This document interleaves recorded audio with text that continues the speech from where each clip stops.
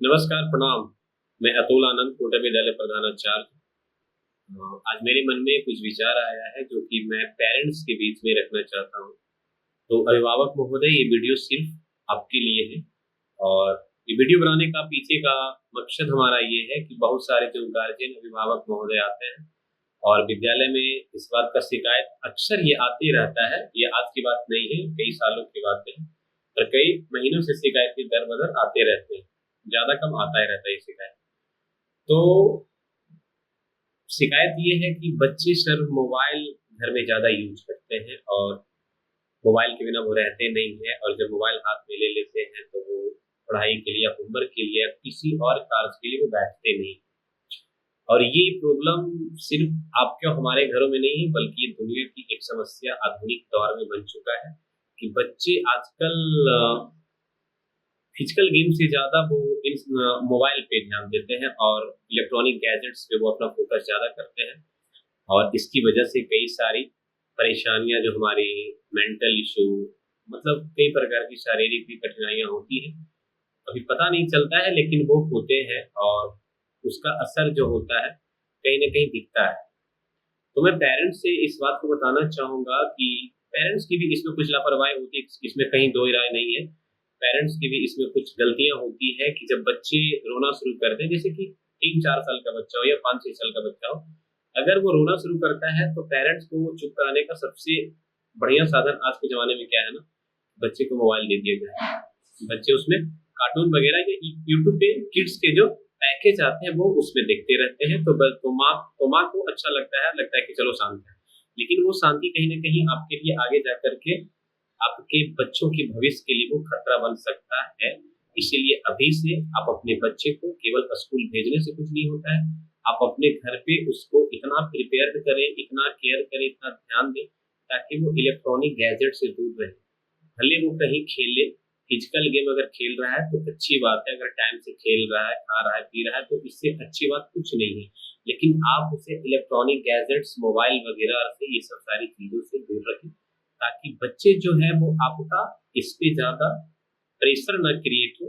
और बच्चे जब फिजिकल गेम खेलते हैं, मैं अभिभावक महोदय को बताना चाहूँगा कि बच्चे जब फिजिकल गेम खेलते हैं तो उनकी मतलब मानसिक स्थिति और शारीरिक स्थिति बच्चे की दोनों ग्रो करती है। क्योंकि एंटरटेनमेंट होता है और एंटरटेनमेंट वो अपने शरीर से कर, मतलब कि शरीर से वो कोई गेम को खेल रहे हैं तो कहीं न कहीं वो चीज़ें स्वास्थ्य के लिए अच्छी है और कई सारे ऐसे डॉक्टर विशेषज्ञ इस सारी चीज़ों को बताते हैं।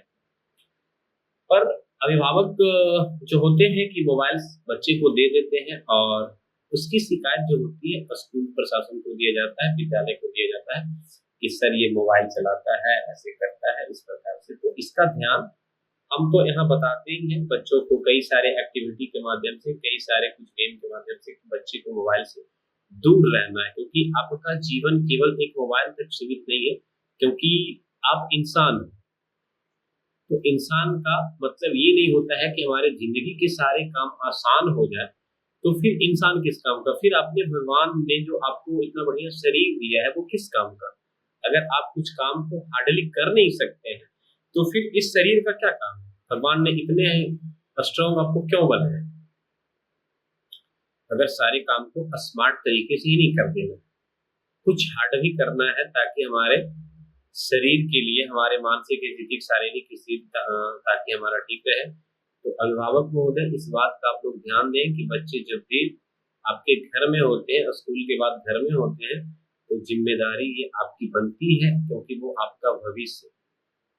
आप उसमें आपका जो भविष्य है, उस भविष्य को पालने के लिए आदमी क्या-क्या नहीं करता है, तो आपको भी कहीं न कहीं ठोस कदम उठाना पड़ेगा और उसके पीछे समय देना पड़ेगा, क्योंकि जब तक आप समय नहीं देंगे, तब तक किसी भी चीज़ में सुधार नहीं होता। एक बहुत बड़ी क्रांति बहुत बड़ा समय भी माँगता है, तो बहुत बड़ी क्रांति होती है, तो बहुत बड़ा बदलाव जो उसमें देखने को मिलता है, वो आगे जाके फिर चल कर के भविष्य में अच्छा संदेश देता है। तो आप लोग इन सब सारी चीज़ों का खास ख़्याल रखें और बच्चे को कम से कम मोबाइल से दूर रखें।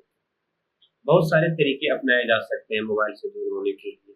मैं ये नहीं कह रहा हूँ कि बच्चे को मार कर के मोबाइल से दूर किया जा सकता है, नहीं, क्योंकि बच्चे को क्या चाहिए? एंटरटेनमेंट चाहिए, धीरे-धीरे वो रोएगा, लेकिन उस चीज़ की लत को आप हटाइए। और आजकल का ऐसा अभी दौर है कि बच्चे माँ और पिता के साथ में मोबाइल को देखते हैं। ये बात गलत नहीं है, ये अक्सर घरों में है कि बच्चे अपने पेरेंट के साथ में मोबाइल फ़ोन का इस्तेमाल करते हैं और कई सारे पेरेंट्स को ये लगता है, चलो बच्चा हमारा तो यूट्यूब निकाल देता है, बच्चा हमारा तो फेसबुक चला लेता है, बच्चा हमारा गूगल में ये चीज़ ढूँढ लेता है। वो बच्चा कर लेता है, लेकिन इसका जो भुगतान है ना, वो आपको देखने को मिलेगा और कई सारी प्रकार की इसके उदाहरण स्वरूप बीमारियाँ भी हैं, जैसे कि डिप्रेस्ड होता है बच्चा, एंग्जायटी होती है, सोने में दिक्कत होता है, कई सारी प्रॉब्लम्स होती हैं। तो अगर इन सब सारी प्रॉब्लम से बच्चे को दूर रखना है, तो कम से कम फ़ोन का इस्तेमाल आप लोग बच्चों के सामने करें। अगर संभव हो, तो आप लोग अगर फ़ोन का इस्तेमाल कर रहे हैं, तो आप लोग बच्चे को अलग कमरे में उसको सोने का साधन बनाइए।